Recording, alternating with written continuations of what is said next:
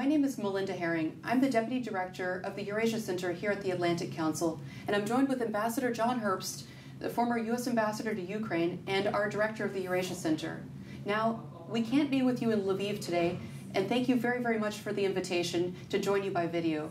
This is a big week in Washington. There's an event on Capitol Hill to restate bipartisan support for Ukraine, and we need to be here for that. But we'd like to extend our warm regards to Prime Minister Yatsenyuk, to Danilo, and to the Open Ukraine team. We can't wait to see you in April at the Kiev Security Forum.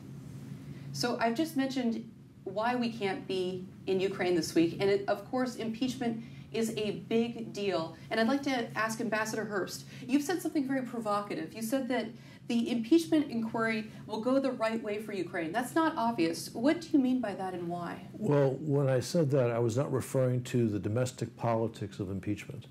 I was referring to support for American policy of resisting Kremlin aggression, especially in Donbass, and supporting reform in Ukraine.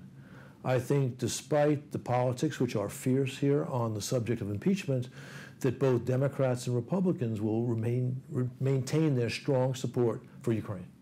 Great. Now, we know that December 9 is a big day and that everyone in Ukraine is very focused on it. The presidents of Ukraine, Russia, Germany, and France will get together in Paris for the Normandy summit talks. John, Ambassador Herbst, most of the analysts I've read don't have very high expectations for the summit. What are your expectations? Well, I think either there will be no high expectations or there will be dreadful expectations. I believe that the Kremlin position on Donbass has not changed.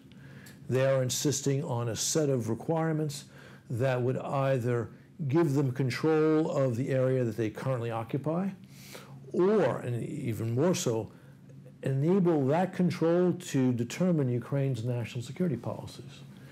And I believe that President Zelensky and certainly the people of Ukraine are not willing to accept those conditions. That's why I believe that it's probably not going to yield any serious result. But some people are concerned that perhaps Ukraine will not be as steadfast in these negotiations as I believe they will be. And in that case, the outcome could be an unfortunate one for Ukraine. In other words, untoward concessions. But I do not expect that. Based on the interview that the President Zelensky just gave, it sounds like he's sort of staked out his position, and he seems very resolute. So, well, I think that's true. But what we've seen since June is President Zelensky quite anxious to have this summit. And Putin, seeing that anxiety on the part of President Zelensky, was looking for a price for Ukraine to pay. And that's why we had this whole fuss about the Steinmeier formula in September. And Putin put off the summit for months and months and months, seeing what he could get from the Ukrainian side. At times, there were statements coming from Bankova suggesting a willingness to compromise beyond what Ukraine might consider to be a reasonable position. But then there'd be a political reaction in Ukraine, in the Rada, and there'd be a correction in the Ukrainian position. Now, Zelensky isn't the only one anxious to have the summit. French President Macron is very anxious to have it as well. But why is that? Why is it right to say that the Europeans are changing their position? What's going on in Paris and First, Berlin? the most important European statesperson on this subject and on security issues overall in Europe is Angela Merkel. And the Chancellor's position has not changed.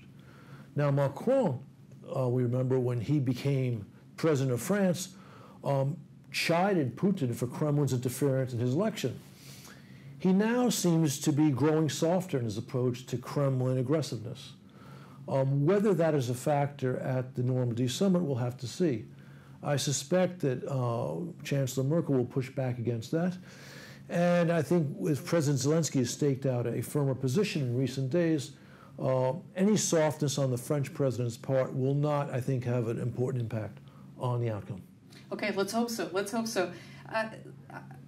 You have been a long-time ambassador. You're an experienced negotiator.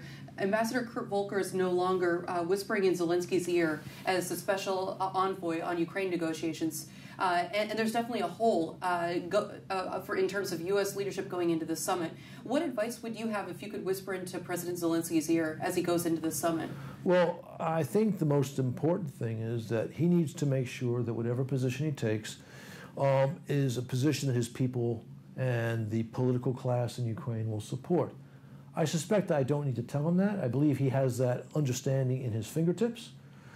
And he also needs to understand that as he seeks a certain level of flexibility in dealing with Putin, he cannot lose his people.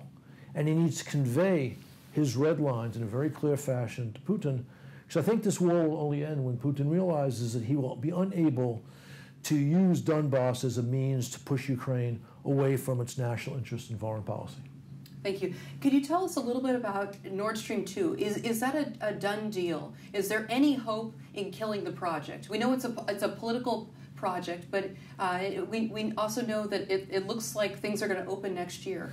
Nord Stream 2 is a project designed to increase Kremlin ability to use gas as a weapon in Eastern Europe and to ensure European and especially German dependence on Russia for gas. It is a geopolitical project. It is not in the interest of Europe. It's not actually in the interest of Russia. As a report in Vneshnya Ekonom Bank a year or two ago had made clear, it's a project that will help Putin's cronies, including former Chancellor Schroeder. Having said that, unfortunately, there's been progress towards making this project inevitable over the past several months. But while there's been progress, there's still no inevitability. There's a serious discussion in Washington about putting sanctions on companies providing high tech for the project.